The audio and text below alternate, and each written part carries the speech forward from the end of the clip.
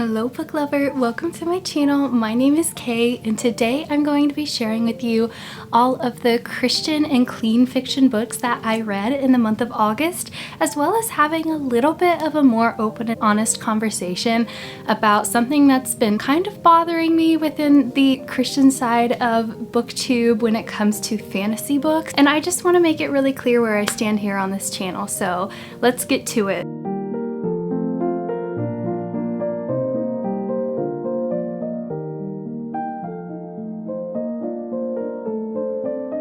Before I get into my whole spiel on reading fantasy books as a Christian, the first thing that I want to do is go over the contemporary and historical books that I read that were non-magic. This month was honestly a kind of wild reading month for me. I DNF'd 2 books, which I don't DNF very often, but there were 2 books that I just personally could not keep going with.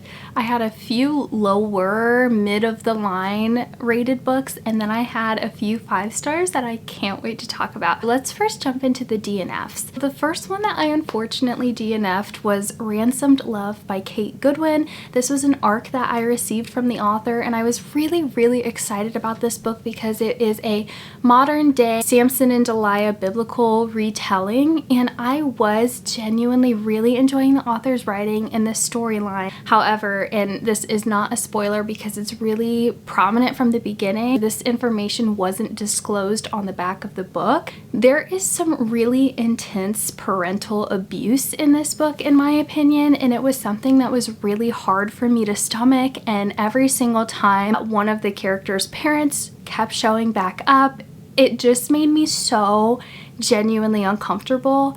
And I reached out to the author and I basically told her, hey, I just want you to know that I so appreciate this, but this was just not the book for me, unfortunately.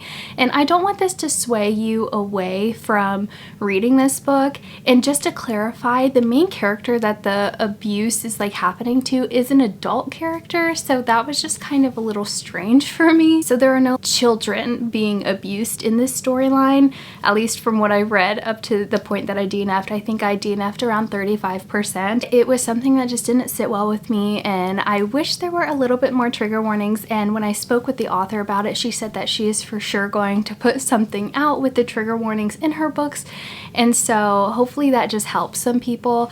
I know some people think trigger warnings are spoilers. This really isn't a spoiler because it was happening from the very beginning of the book. Just the intensity of the things that were happening, comments that were being made by a parent, just really made me uncomfortable, and I decided that unfortunately that book was going to be a DNF for me. And thankfully the author was so awesome in how she responded to my message to her. The second book that I DNF'd that I know you want the tea on is Dear Henry, Love, Edith. This book started off really well. I was really enjoying it. It was funny. This is not a Christian rom-com. This is just a contemporary rom-com by a Christian author. I was so excited about this book. If you don't know what it's about this gal who recently went through a divorce, and she's relatively young, and she decides to take up a position in a small town being a nurse for babies, and she ends up having to stay with one of the locals, and his name is Henry. Now, Henry and Edith have opposite schedules, so while she's staying at his house, they never really run into each other, so they start leaving each other little notes and letters, and they're both under the impression that the person staying with them is an elderly person. So she thinks Henry's an elderly person, Henry thinks Edith is an elderly person. So I was really excited for this storyline because all of that just sounds so cute and funny, and there were so many things that I could just see going wrong in this. And unfortunately things did start going wrong, but not in the way that I expected. This was a DNF for me. I personally do not recommend this book. If you do not want to hear spoilers, because I'm going to get into spoilers, I read up to 44% of this book, I believe, before I decided it wasn't for me. So if you don't want to hear any spoilers, pause the video and skip to this point on the screen where I tell you to skip to. 5, 4, 3, 2, 1. Spoilers starting now. Henry has a girlfriend, and it's very clear from the beginning of the book They are both kind of like in this limbo area though, whether they want to stay together or not. His girlfriend goes off on a work trip and she basically tells Henry, hey, let's use this time to decide if we're gonna get married or if we're gonna break up. And he was like, all right, cool. And so she ends up leaving. So they're technically not broken up. And I don't want this to be a whole Ross and Rachel, they were on a break type thing. They were not broken up, in my opinion, at all. They just decided they're gonna think through some things, why she is gone, and come back and reconvene. Henry had ran into Edith in public, not knowing that this is Edith that's staying with him. And he's clearly very attracted to her. She's really attracted to him. So they're both very attracted to one another. She even meets Henry while he's with his girlfriend. I think she walks into a coffee shop or something and they're both there together, and so she knows that he has a girlfriend. After his girlfriend leaves, basically Edith's deceased husband's brother-in-law is crazy and obsessive with Edith, and that was just really an uncomfortable and bizarre part of the storyline. So he basically tracks down Edith and is trying to make him come back home with her and leave this small town, and Edith is not having it. She does not want to go be with him. And Henry, he actually notices this odd behavior and that it's making Edith uncomfortable. Again, he still doesn't know that this is the Edith that is staying with him. So basically, he sees Steve is the brother-in-law, being weird towards Edith, and at this point in the story, Edith and Henry have maybe had 3 conversations, and one of them was with the girlfriend. Edith knows that he's taken, and she knows that he is off limits, and it's something that she even says to herself, like, man, I'm really attracted to him, but he has a girlfriend. Henry sees that the brother-in-law is making Edith uncomfortable, basically storms in, grabs Edith in front of all these people, and just kisses her. Like, without asking her permission, without any sort of lead up. They don't even know each other's real names at this point. He has a girlfriend. So that was just a little strange to me. But then it got a little bit worse because they leave the building. She basically pulls Henry into an alleyway and they start making out in an alleyway. Again, both knowing he has a girlfriend. That kind of gave me the ick, and I just kept going a little bit longer in the story to see where it was going. I got really frustrated because Henry finds out who Edith is. He realizes that this is the woman that is staying with him, and he deliberately decides he's not going to tell her. And I am all for secret identity trope. I love it. Like if it's a prince in disguise, or if maybe it is some top secret mission where somebody needs to be undercover. I love the secret identity trope, and I think there is a time and a place for it. However, Henry was just being immature. He was being deliberately deceptive, and there were multiple times he said, oh, I know I should probably just tell her that it's me, and he just doesn't. And his reasonings were not that good. It was basically like, well, I don't want to lose her. And it's just like bizarre. Like, have a conversation, you are an adult. And then I finally decided to DNF because around the 44% mark, Edith then realizes who Henry is. She finds out that he knows she is the girl from in town that he was making out with in an alleyway, and he knows that she's living with him. And she is just like okay with this. She just accepts it in that moment. It's like, all right, well, then I guess I'm not going to tell him either, that I know now. And it was at that point that I decided to DNF because I just couldn't with the non-communication between each other, the cheating on Henry's girlfriend. I just found it very immature, and a lot of the story was unfortunately just really bizarre, and this story just unfortunately isn't one for me, and I would not recommend this book. I know a lot of people really love it, but for me, it was not a good book. The next book that I read was a Kindle read, and that was To Bring You Back by Emily Conrad. In this book, I ended up rating a 3.5 star. There were a lot of things about it that I really loved, and then there were some things that I just didn't love so much. In this storyline, you are following Adeline and Gannon, and they used to be bandmates. The band ends up taking off and becoming super popular. It's like a #1 band in America that people are tuning into. It's a secular band, and Gannon is still a part of that. Adeline is not. I do recommend looking up the trigger warnings for this book. I'm not going to tell you what it is in this video because it is a spoiler if you want to read this book, but Gannon and Adeline have this pretty traumatic past together. He comes back to find Edith because he wants to work things out with her, and he has basically been in love with her all of his, like, the time that they've known each other, and she's been wishy-washy with him. And what I loved about this story was Gannon's faith was so incredible, and even though he was the lead of a secular rock band or whatever, his faith was so strong, and his heart for the Lord and his heart for bringing people to Christ, and I just loved that part of the storyline so much. Now, when it came to Adeline, she was unfortunately just a really annoying character for me. She was very stubborn, which I get people are like that in real life, but I just personally was not a fan of her and her attitude and the self-sabotage that she did to prevent herself from becoming better. The relationship between Gannon and Adeline felt like it was more trauma bonded from their past than it really was them being in love or like a true romance line.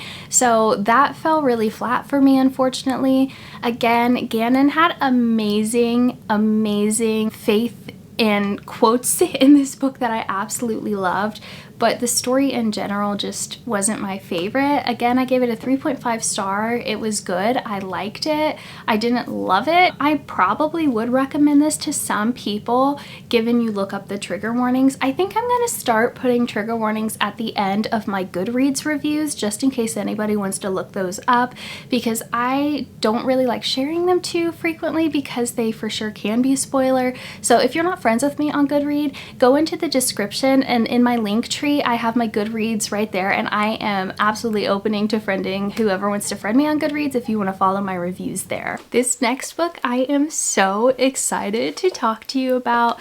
I'm going to give all of my spoiler-free thoughts here. I will be sharing a spoiler vlog at some point because this is a very popular Christian fiction book, and I really just wanted to capture my thoughts and reactions while I was reading it. And that book is When the Day Comes by Gabrielle Meyer. If you don't know what this book is about, this is about this gal who is gifted by God to live in two different timelines. So she's living in the 1700s and she's living in the 1900s. And on her 21st birthday, she has to choose which timeline she wants to stay in. And there's different things that are pulling her towards each different timeline, and choosing is going to be a really hard decision for her. I want to say that I thought this was a really cool magic. I feel like, is magical realism a way you would explain this? It's kind of time travel, but not time travel, because what she does is she falls asleep and she wakes up the next day on the same date in that other timeline, if that makes sense. Are you tracking? Are you tracking? It was just a really unique story, and I have never heard of that kind of concept before, and so that's one of the things that really made me excited about this. This was hands down a 5-star read for me. I did technically call the plot twist at the beginning of the story, and I captured that in my vlog, so that was just something that was really fun. So the plot twist wasn't the most mind-blowing thing for me. However, I still had so much fun with it. I was so happy with where it ended. The last 20 pages was like whiplash for me. I was smiling and cheering, and then I'm sobbing, and this book is so well written, and the use of scripture and faith elements, and it talks a lot about God's plan for you and how we often have a plan set up for ourselves, but God's way is always going to be better. Sometimes we don't understand why he does or allows certain things, but when you look back at the end, like in this book, you can see where God's hand was in all of the misfortunes and the things that had happened. So this one is for sure a 5-star for me. I highly recommend. I can't wait to share my spoiler vlog for those of you that want to watch that. And yeah, it was just so good, and I highly recommend this. I can't say that enough. That book was kind of easing us into the fantasy genre. And this is where I want to have that a little more of an open and honest conversation with you guys when it comes to being a Christian and reading fantasy and what is acceptable and what is not and all that kind of stuff. So first and foremost, I want to say that it is my heart on this channel to help other Christians and people that just want to find Christian or clean books. I want to lead people to find books that are God-honoring or that point them towards the story of redemption or the gospel. I never ever want to pull somebody away from their relationship with God, and it is always just my heart to help other people going through the journey that I'm going through. If you didn't know, I am actually relatively new to finding and reading Christian fiction books. This is a change I've just made this year, so I still have things on my shelf that maybe aren't Christian fiction, and I'm not always going to read 100% strictly Christian fiction books.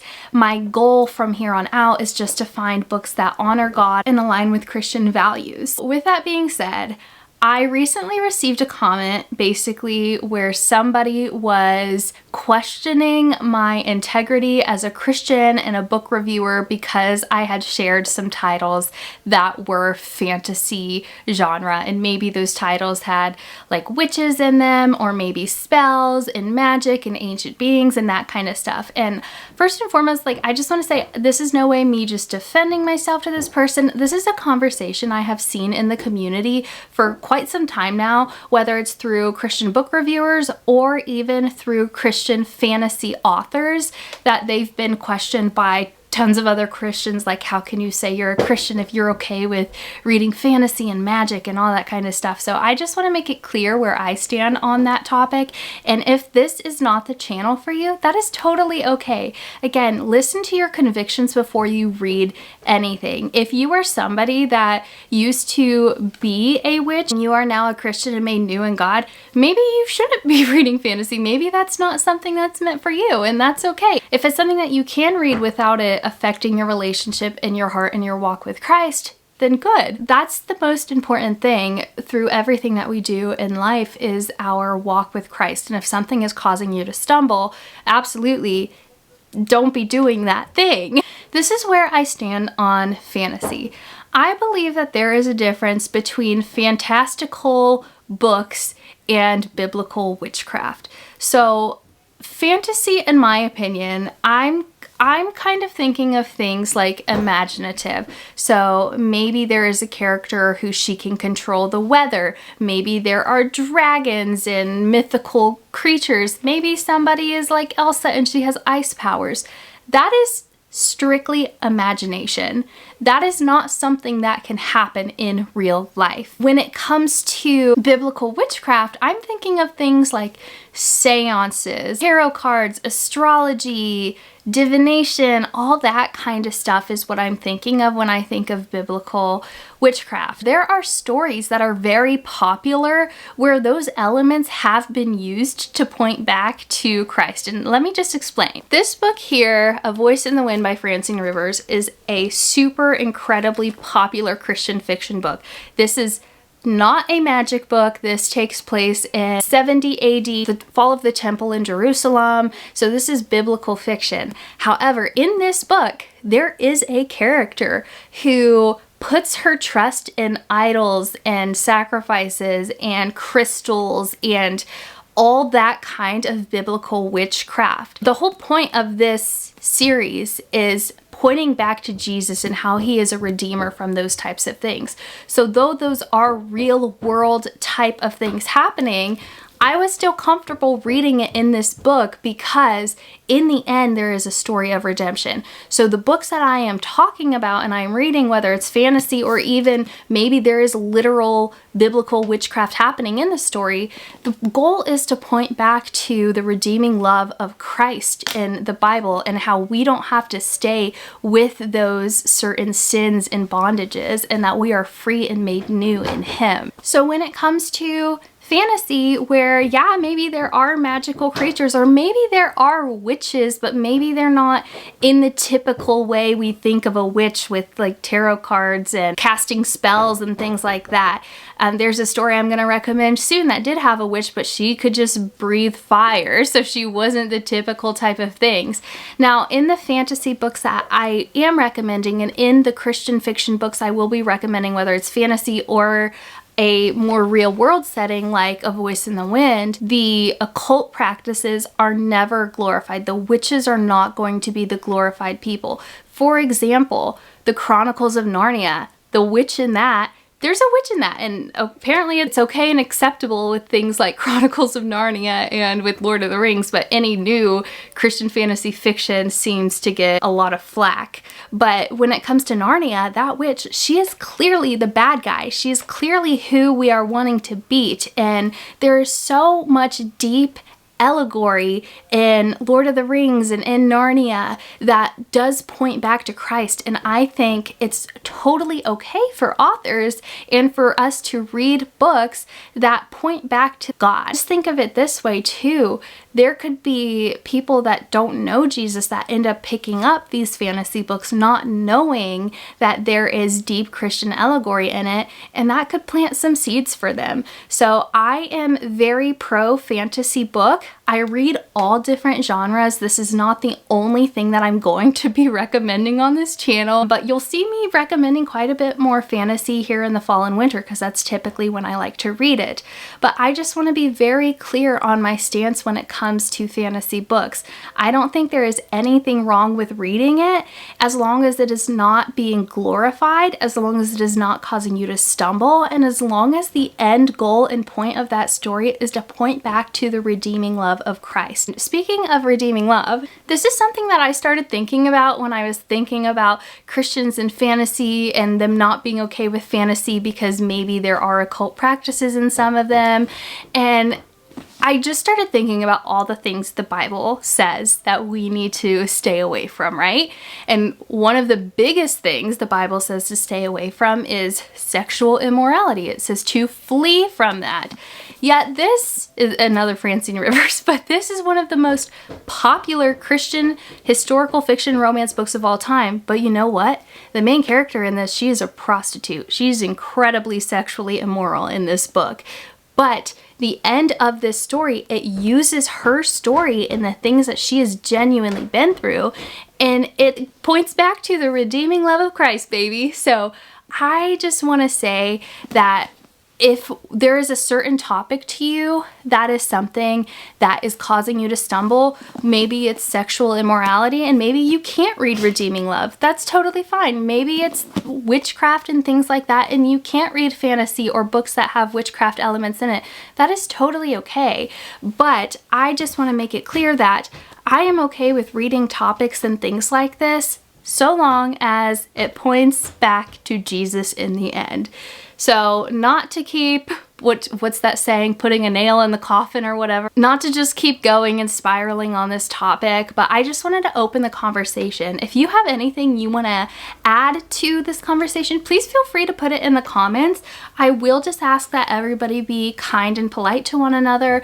As Christians, we can have different convictions and things that cause somebody to stumble more than another, and I think that it's important that we respect those walks from other people, but I also think it's important that we have conversations about these kinds of things because it is important. This is a part of our world. This is something, especially in the reading community, you're going to see a lot of fantasy and a lot of elements with maybe occult practices or magic and things like that. Okay, I'm going to get off my high horse here.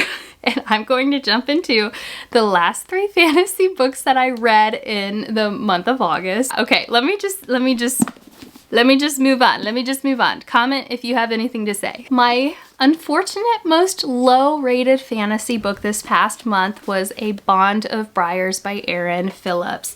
So I was really excited about this book because it's supposed to be a fantasy retelling of Ruth. I would say more so the author took some pieces of the story of Ruth and was inspired by it, but I wouldn't call this a retelling. I feel like there's a difference in my head between inspired by and retelling. I feel like that could be up for debate, but in my head, that makes more sense to me. But this story, it honestly just kind of made me really uncomfortable, and I thought the author made some really interesting choices with this story, but the end of it was so beautiful. In the redemption in the end of this book, I absolutely loved that. The characters in this book, for starts, they were not very likable to me. There were a couple like townswomen and the main male character, which I wish we got his point of view because I think that would have so impacted my rating on this in a better way. We only have Katrin's point of view in this, and I just really didn't like her. The things that kind of bothered me about this book, one, Katrin is kind of like a witch in a weird way. And again, this book in no way glorifies her magic. She pretty much can sacrifice her blood to a demon that she's bonded with to then come up with kind of spells or enchantments to make her life easier. I just thought that was a really interesting concept for the author to choose for the main character, but I get the allegory of it. She is like bonded to this sin, and blood being shed is a huge thing in the Bible. It's a huge element, so I get some of the themes that the author used and why the author went the way she did with this book. However, I personally was just really uncomfortable every single time the main character went to make a deal with the demon she was attached to. Again, the ending of this was a beautiful story of redemption. Another one of the things that really bothered me is that the terms that the author used in this book for her world, so you know how sometimes there will be glossaries in different fantasy books for the terms that the author is using. I could not pronounce a single one of them, unfortunately, and every time the term was used in this book, I had to keep going back to the glossary because a lot of the words were really similar and I couldn't remember what each one meant. So unfortunately, that pulled me out of the story. Honestly, there were quite a bit of typos. I had to like reread a sentence a few times because things just, I hate saying this because I know how hard authors and writers work, but I feel like another proofreader should have gone through this book before it was published and released to everybody. So there were just some things that took from my reading experience of this. I loved the atmosphere in this book. It was very like good for fall, cottage core, like there's apple picking, and there are a lot of cozy elements in this book. But overall, unfortunately, this just wasn't the book for me. Lots of things just pulled me out of the story and made me uncomfortable. So this was a 2.5 star for me. It's not that I don't recommend this book. I would just go into it knowing the things that I've told you. This next book, I am so excited to share with you. Somebody left this comment on my channel and I'm gonna put it up here on the screen because I want to say thank you, thank you, thank you so much for the recommendation.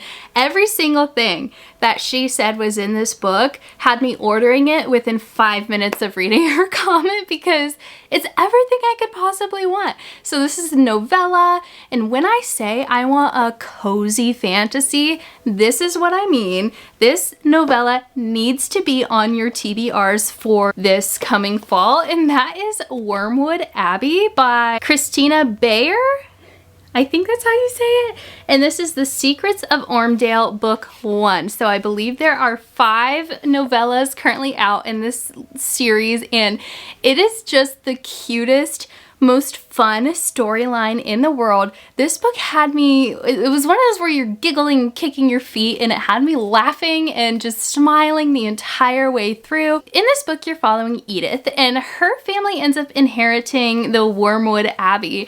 And there's a light mystery through this where some things are just kind of not totally adding up to Edith about the environment of Wormwood Abbey. Some of the people are just acting really weird, and there are just a lot of questions that she seems to have about the goings on of the place. And so in this book, you're just kind of discovering this new world with her, and there may or may not be dragons in this book, and it is just, I don't really know how to explain it without giving away too much detail because it's only like 175 pages. It's so short. There is I've heard like a sweet little soft romance through these books, and so I definitely think I'm starting to see the beginning of that, but this book is definitely just setting up the world for this cozy fantasy series, and I am just so incredibly excited to keep reading this. This was a 5-star for sure for me, and I loved Edith. Her character was so relatable and hilarious. I loved her cousin, who is pretty much running the Abbey. Her name is Gwendolyn, and she at first is like really standoffish, but she ends up warming up. I just loved this so much. I would definitely say this is a good book for teenagers. I don't feel like there's really any trigger warnings in this. This was also so fun for me as a 26-year-old woman to enjoy. And another thing that I really appreciated about this is, though this is a fantasy book, it's set in England in the Victorian times, and there is a lot of scripture used in this book, which was really cool because Edith's dad is pretty much like, he works for the church. I can't remember his exact title, but it was just amazing, and I loved the biblical ties to this, even though there are dragons. So you can have Jesus and dragons, okay? You can have Jesus and dragons, and this book is proof of that. So I highly recommend this book. It just feels like a warm hug, and I could just keep going on and on and on and on and on about this book. I love it. I think you should read it. And last but certainly not least, if you watched my last reading vlog, you will know that I am obsessed with A War of Crowns by Ashley Willingham. This book is a 5-star for me. This is a pretty chunky book. It is a fantasy. So you are following Seraphina, and Seraphina has just become queen over a kingdom that she was never supposed to run, because basically her whole family is dead and she's the last heir remaining. The rest of the world pretty much freaks out because they see, oh, she's a woman, she's a queen, that means we can for sure attack and overrun her area because she's going to be weak, obviously. And so you're following Seraphina and her journey, being queen, figuring out what it means, making hard decisions to defend her kingdom. This is written by a Christian author. There is for sure Christian allegory in it that I really loved and appreciated. And I will say, if you do not like political fantasy, political intrigue in it, do not read this because there is so much political intrigue. I only love political intrigue and fantasy. This was a win-win-win for me. There is going to be a slow burn romance. This is going to be a trilogy, and this is the first installment. So you kind of see the setup for the two who are supposed to be the love interests in this. So that was kind of fun to see. This is going to be a true enemies to lovers. That was a lot of fun to kind of just see them interacting together. I will also say this has 12 different points of view. However, they were so easy to follow. This book had me so immersed in the story. I just was frantically turning pages through every single chapter, just wanting to know what happened next. I genuinely cared about every single character in this.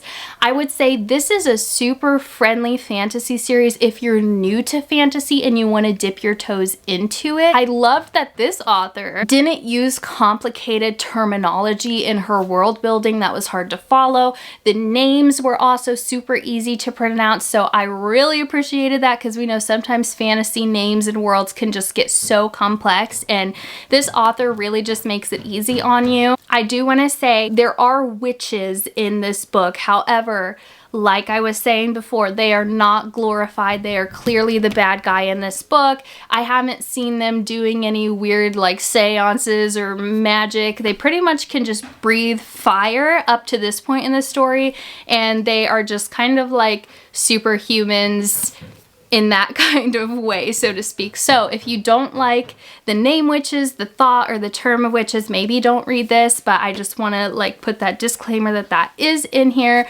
But I really loved this book. This was a 5-star. This is on Kindle Unlimited. If you have Kindle Unlimited and you want to try a new fantasy, this is an indie author, so I'm all for supporting indie authors. And yeah, I just thought this was so good. So that concludes my reading wrap up for the month month of August. Thank you so much for sticking around and watching. And again, thank you for listening to my heart when it comes to being a Christian and reading fantasy books. And if you have anything to add to the conversation, as long as you're being kind and polite and loving, please leave a comment below. I'd love to talk more about this with you. I just really appreciate you being here and supporting this channel, and I am excited to just keep getting to know you and talking about all things books with you. I hope you have a blessed week, and I will see you next Friday.